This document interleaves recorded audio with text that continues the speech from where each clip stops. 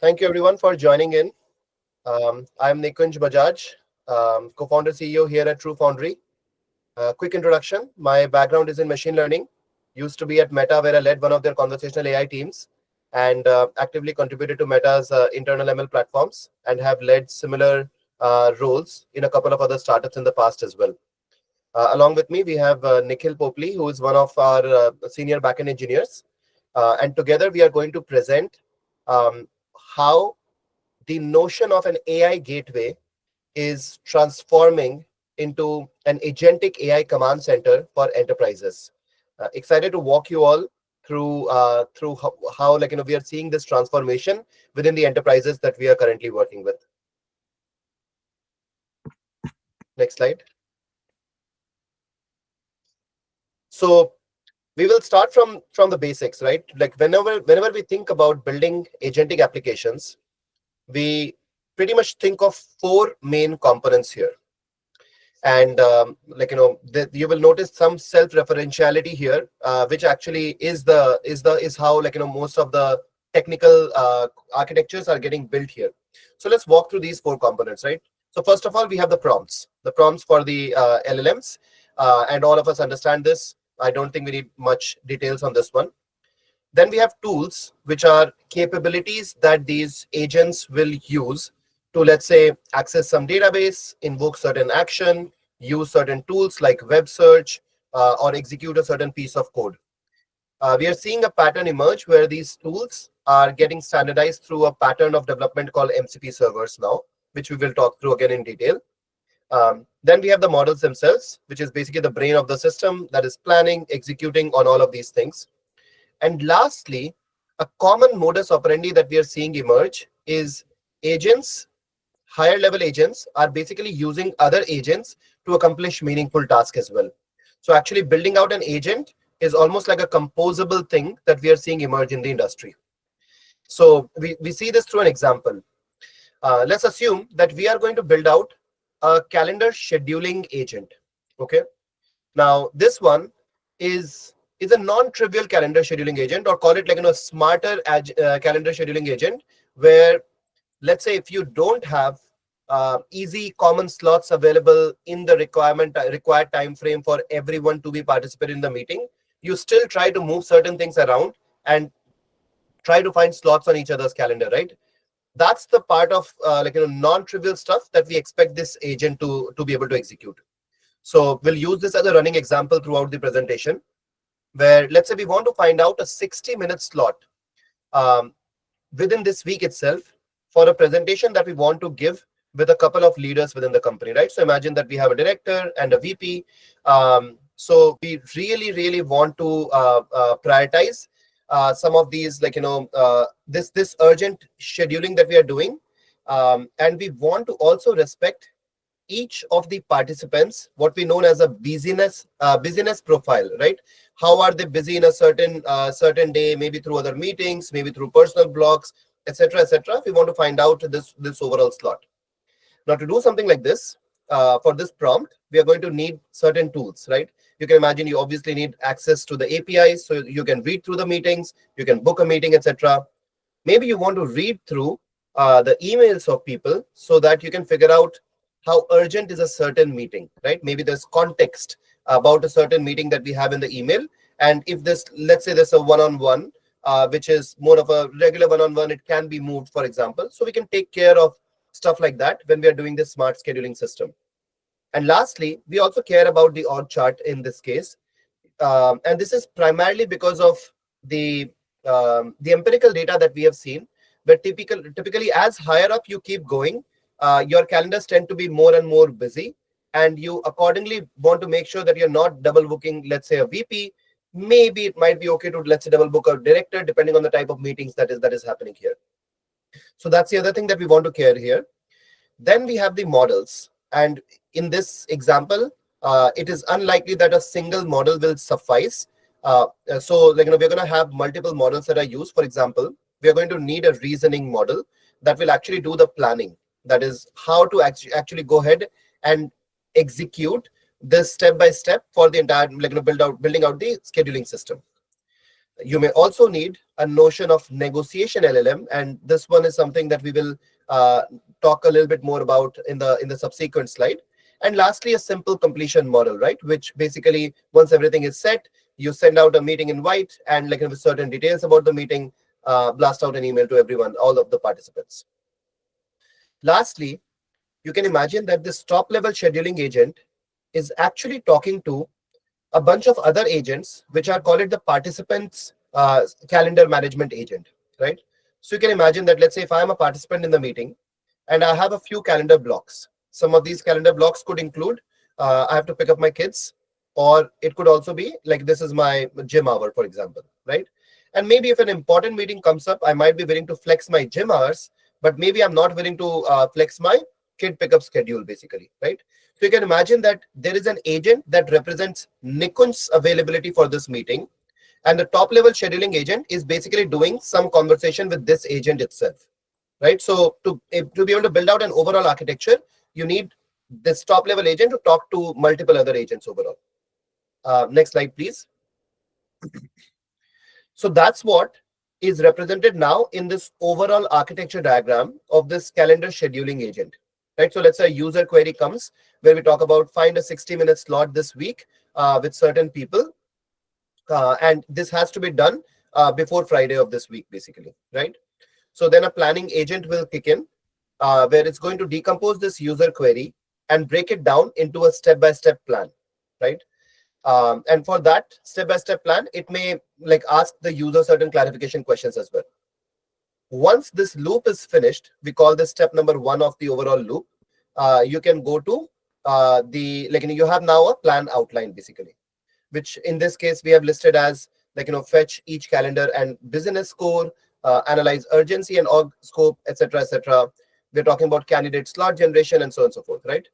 So now each of these steps will be executed by a bunch of MCP server invocations. So as you can see, step number 2, where we are doing some tool calling using MCP protocol, invoking calendar APIs, email urgency analyzer, etc., etc. Again, we are talking to a bunch of participant agents here and negotiating which slot this participant agent might be willing to let go of if that was busy, right? So we run through this loop, and after this, we are basically going to use some of the models, completion models for writing emails themselves, right? So that's what we are doing in step number 3. And lastly, once we are done with everything, we will invoke another tool which will send out the calendar invite to everyone, while respecting each user's preferences as well. So for example, let's say if I do not want, while I have my calendar blocked with my personal blocks like gym and kids pickup, maybe I don't want the exact reasoning to be disclosed to the entire organization, right? So when you send out and do this negotiation between agents, it keeps my personal data actually private. So with holding all of those rules, it sends out a final email to everyone after it has figured out a booking. Now, to build out something like this, and by the way, you all can keep the questions coming on the chat here. We will keep answering the questions as we move along. So now, when I'm designing this overall system as a developer, what are the challenges that I'm facing, right? Number 1, if I am actually using multiple models, turns out that these models from different model providers actually have different model signatures, right? So for example, if I'm using an OpenAI versus let's say an OpenAI reasoning model versus a Gemini completion model, they actually have heterogeneous model signatures, which means that now I have to change my code, actually make changes to my actual code layer or application layer if I have to switch from one model to the other, which makes my model experimentation a lot more complex. The second thing is a bunch of these MCP servers, they need to be hosted and maintained as a separate microservice. Now, a lot of times, if I'm a data scientist that's building out this application, I'm frequently running a bunch of experiments in my Jupyter notebooks, and I don't have access to a lot of underlying infrastructure details, access to cloud accounts, where I can spin up my own microservice, scale it up, scale it down, depending on the traffic that I'm receiving, right? So usually I would depend on another team But ideally, like, if there's an easy way for me to be able to host my MCP servers and get it going, that would be much appreciated. The third thing is we are dealing with some very sensitive data set here, right? So we are talking about people's calendars, people's emails overall, some important documents which might tell me the importance of these meetings. And these need to be access controlled. Not only access controlled, sometimes this may also need to follow certain organizational rules, like I want to make sure that I am participating in this scheduling agent through an opt-in mechanism, for example, right? So how do you build out this kind of access and authorization controls over these MCP servers that are accessing my Gmail and calendar, etc., is the other thing that needs to be addressed here. And lastly, we have seen that the reality of building out agents is, it's not like, it's a no-code tool where you put in a prompt, connect a model, connect a couple of MCP servers, and suddenly the agent actually starts working. To make these agents work in a production setting, you actually have to almost micromanage the behavior of these agents, put a bunch of rules, which at least today, meaningful agents cannot be built out in a no-code way, right? So frequently we find our users, they are using different frameworks like LangGraph or AutoGen, etc. Now, how do you build out this proper framework related code that you are deploying and maintaining, and maybe different agents were built out by different teams using different frameworks, right? So how do you ensure the communication is happening seamlessly between these different agents? So those are some of the problems that developers run into. Next slide. And this is what is now getting solved using this integrated layer of AI gateway, as we are seeing, right? So AI gateway, when it started maybe about a year and a half ago or so, this was typically used as a model router that you can, if you want to switch across from OpenAI to a Gemini model, you can use an AI gateway. Now we are seeing that AI gateway is becoming entry point to not just the models, but also all the MCP servers within the company. So it's basically becoming an entry point to an MCP registry. And same thing, it's also becoming an entry point to all the prompts and the agents within the company as well, right? So this is a central entry point for all models, all prompts, all MCP servers, and all agents, which are the 4 components that are needed to build out any agentic applications. So this is what is getting centralized in an AI gateway. Now, even here, there's a bunch of other requirements that come into picture when you think from a gateway lens, right? So far, we talked about if I'm a developer building out these applications, what are the type of problems that I will run into, and I will keep hopefully the gateway supports me through those problems. But when you think about an organizational standpoint, there's going to be a bunch of developers that are building out different applications, but there's also going to be a central platform team that cares about being able to implement certain governance rules, certain guardrails, certain cost tracking, which has to happen at a central level, right? So let's look through some of these examples. For example, in this particular calendar management example that we talked about, there's a few guardrails that you may want to impose.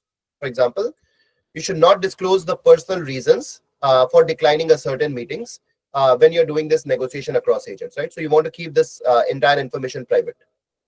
The second thing you may want to impose is, as an organization, for any sensitive personal data, we want to follow an opt-in protocol, right? So by default, you would not be able to access my calendar unless a specific approval is received from me. Same thing.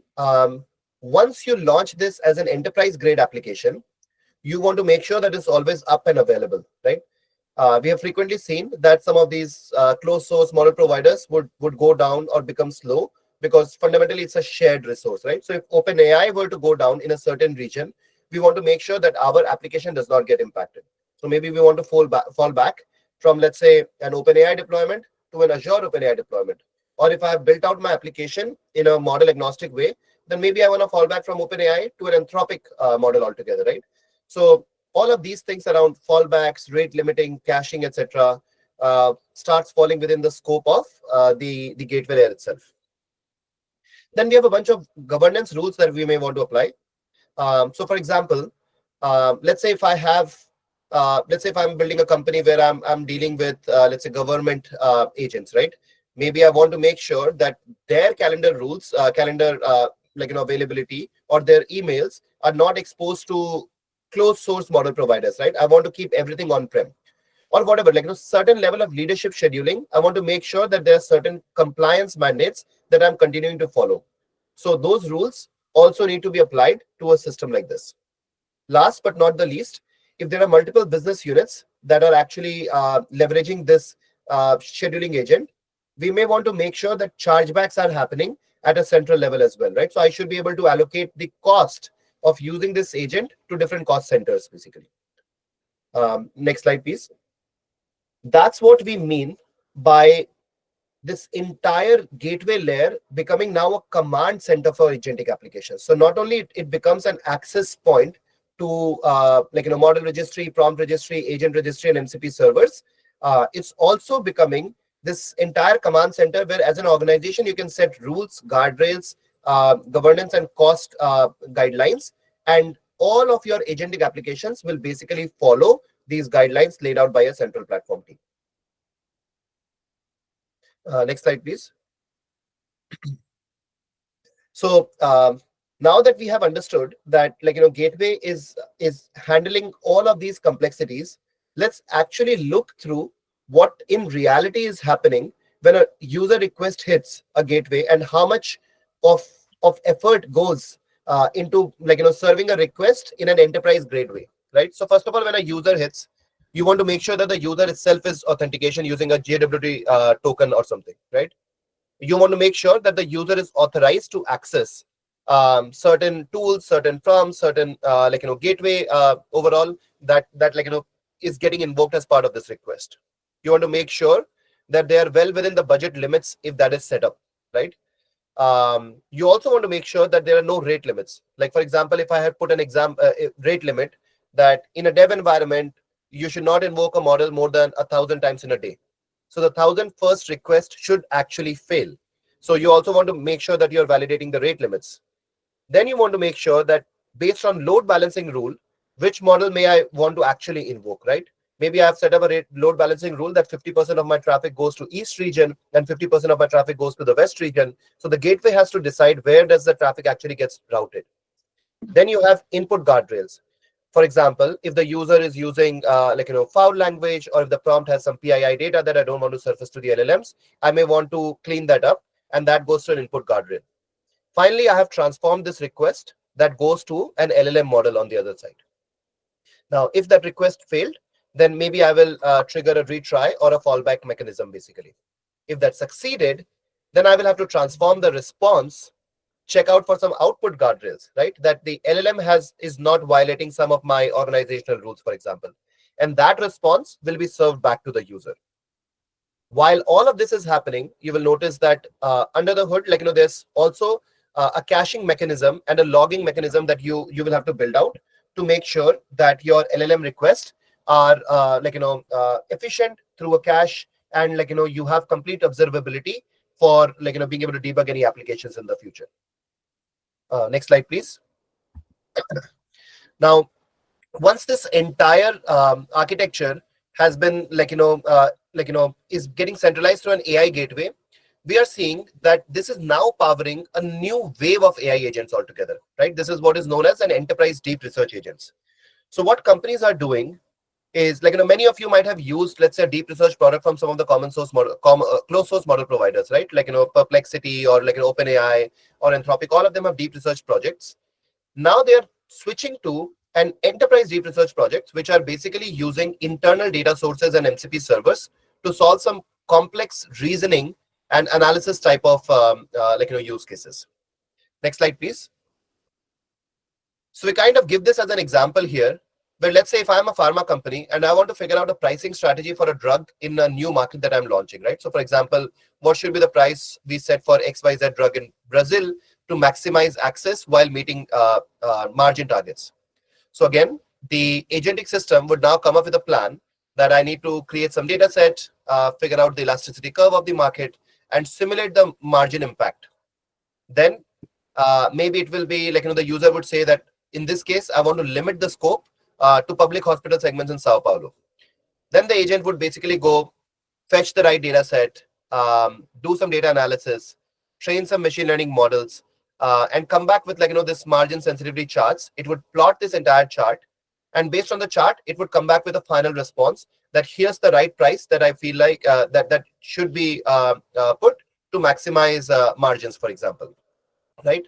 So this type of complex examples are now becoming commonplace through this entire AI gateway that a lot of our enterprise customers are launching. So, from our standpoint, Nikhil, next slide, please. Um, we if there's certain application that you all are thinking about that you would like to try out this AI gateway and try out all the capabilities that we talked about, we would love for you all to kind of give a shot, give a try to our Agentic AI gateway.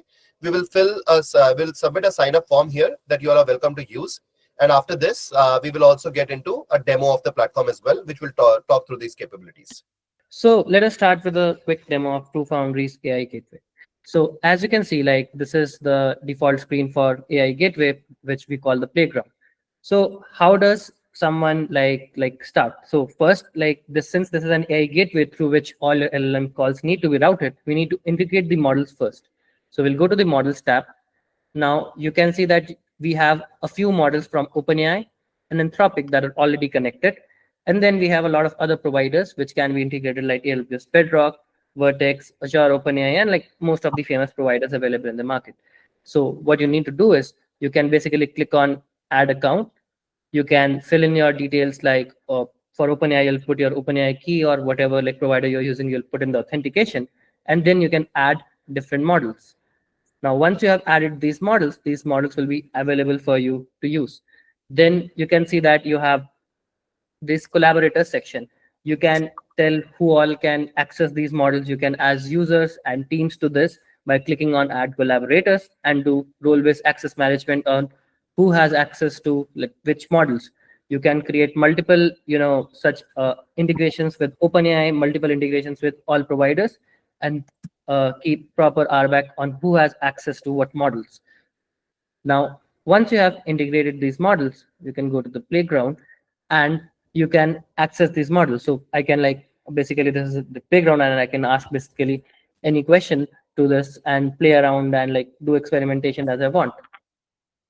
Then if I want to use this model inside of my code, I can click on this code button and I can see there are code snippets for all common libraries and languages.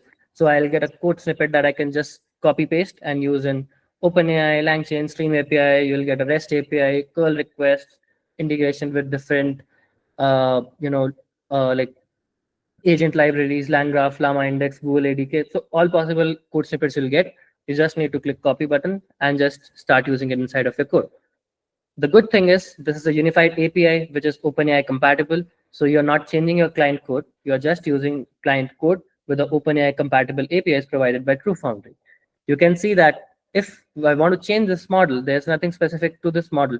So the only thing specific in this code to the model is this model ID. I can access Anthropic models also through the exact same API, exact same code, just by changing this model. Now, so I can just copy and start using inside of my code and integrate seamlessly. Now, the advantage you get here is like first, all of your requests are going through a single gateway. So now you can monitor it in a nice way. You'll get all the metrics. So I can click here on maybe last few days, and I can see the total count of requests. I can see the total input tokens, output token, request count, the total cost. I can see metrics like time to first token, the total request latencies, then input token and output token per model. So you can drill down on the basis of models, on the basis of users, on who is using how many tokens, which team is using how many tokens.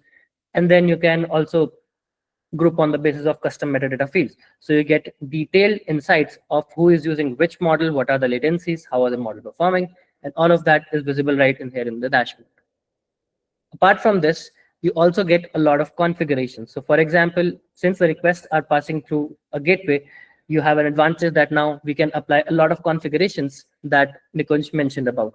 So you can implement guardrails, load balancing, rate limiting, and a lot of other things. So for example, let's say like in this gateway, we have added a default configuration that it moderates the contents. So these are the different gateway configurations you can see here. So you can see there is a global rate limit that no user should hit more than 50 requests per minute. I can put requests on certain users, certain teams. There's a fallback that if any of these model fails, like any of the OpenAI model fails, basically, we should fall back to Anthropic Claude 4. And it will like fail on these three APIs, which are uh, rate limit 500 and like 503, and then you can basically just fall back, and whenever like OpenAI is down or you're getting rate limited from OpenAI, you can automatically fall back without zero downtime. Then you can set load balancing config, guardrails, and budgets. So in guardrails, you can see there is a default guardrail for OpenAI content moderation already here. So if I go to the playground and if I ask a silly question, which is like violating some policy, for example, I simply ask a like question that one should not know, how to make a bomb, maybe. And you can see it will simply, wait.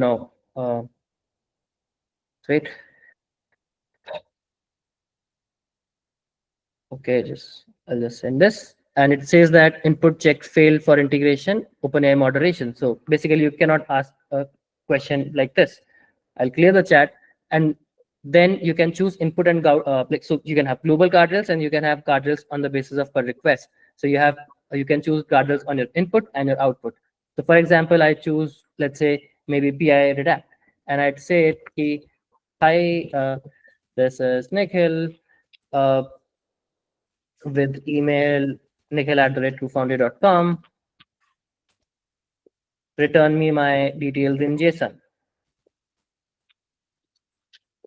Return proper JSON of my details with, let's say, keys, name, comma, email. I'll ask something like that.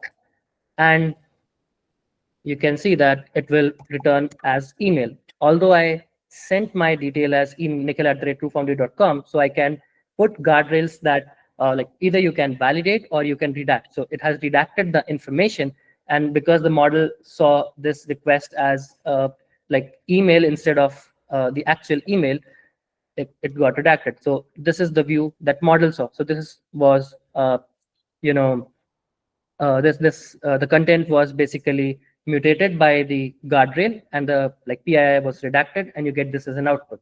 So you can basically now set certain input and output guardrails and ensure that the like no content is no PII is flowing out, and set certain policies basically, right? So so like till now we have basically covered, let's say, how to access the model in a safe and secure way. So now, like, you have access to the models, you have all the guardrails set up, rate limiting set up, all production grade things set up. So now we'll come to some additional capabilities. So as Nikunj already mentioned in the talk, that like in order to implement like agents, you'll need to empower the LLMs to with the help of tools. So for example, if I ask an LLM a very simple question, what is the weather in New York? Since they don't have access to like any, I'll say tool or any real life, web search, etc. So they don't know, they have no way to interact with the world. So they don't actually know what is going on. So it says, okay, I'm unable to provide real-time updates. But if I ask the same question by giving it a common tool, which is like with the help of a common MCP server of TrueFoundry, I can ask it the same question. And this time, what it will do is, since it has access to the web search tool, it will call a web search tool and basically get us the required answer. Now, like what happens is with MCP servers, calling these tools has become very, very easy. So like, for example, let's say in this example, I'll show you how you can talk with your calendar, talk with your GitHub, just by integrating your MCPs. So for example, like these are MCP server available to me, which are integrated here. So these MCP servers are integrated with the different kind of authentication. It can be OAuth 2, which can be like every user sees only their, basically only the resources that they have access to, or it can be a header based authentication. So the same concept here, you can integrate your MCP servers here, and then you can control who all can access which MCP server, who all can manage, and who all can access this MCP server right from here. And I can just click here on update and go back. So now if I go to the playground, now everyone who has added, they can use all of these MCP servers. So for example, this is a GitHub MCP server. I can click here on connect, and I'll just click here and authentication successful. And once it is connected, I can see, all the tools that I have access to. Now I can select all these tools and click on done. Note that like if multiple people from an organization connect their GitHub, they can only access their respective repositories, their respective code. They cannot interoperate in the sense they cannot see each other's data. For example, I can ask it a question very specific to me. I can say like what all repositories I have access to, or like I own, maybe like. So I'll ask it a very simple question. So it will automatically since it has access to tools, so it is getting get me. So it knows that like which user is like authenticating. So it get me, and then it has called the repository.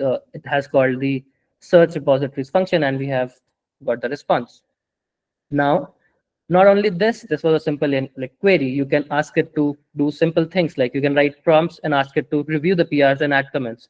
You can ask it to even go ahead, read code, find bugs, and raise the PRs just with the help of this prompt. You can build really powerful agents just by writing good prompts and giving them access to the right tools with the help of MCP servers. We'll walk through another example quickly for like maybe calendar, Google Calendar one. So I can click here on connect. I'll click here on pass, I think, and I'll click here on continue. And the authentication is successful. Now I see my calendar tools. I'll click here on select all. Done. Now I can ask basically what all is on my calendar tomorrow. So it will call the Google Calendar APIs internally.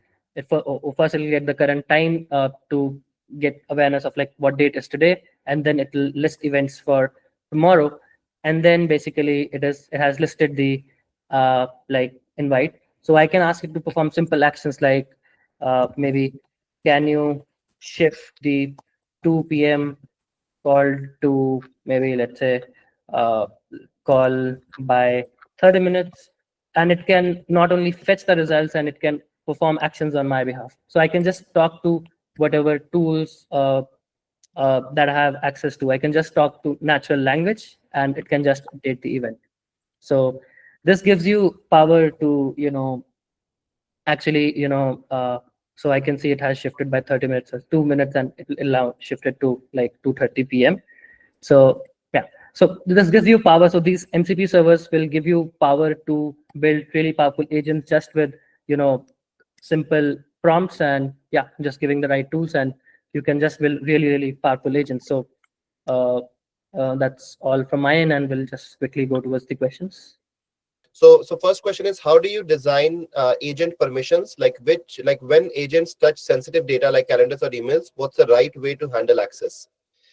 So this is something similar to what Nikhil was showing, that when you have, let's say, an MCP server, you have to first of all authenticate this MCP server to have access to, let's say, your Gmail, right? So just like you would log in to your email today, you would kind of give it similar access to the MCP server through SSO, single sign-on within the organization. And from there, you would through an opt-in mechanism start giving access to your own internal data sets. Now, whether or not you want to expose a certain type of data set, internal data set, or like an MCP server to a certain type of route. Like in some cases, people might be fine to connect their email servers with large language models which are closed source. In some organizations, you may just want to do this with open source models. So that's an organizational rule that you will have to follow, and you can also set up those things as governance constraints within the large within the organization that you're working with. So that would be one. Then we have a question around, looks like TrueFoundry has a sub 3 millisecond internal latency, even under enterprise load. How does that perform under model re-ranking or high concurrency? Does caching ever affect latency or accuracy? So first of all, this 3 millisecond latency that we are talking about, this is obviously tested under a certain workload.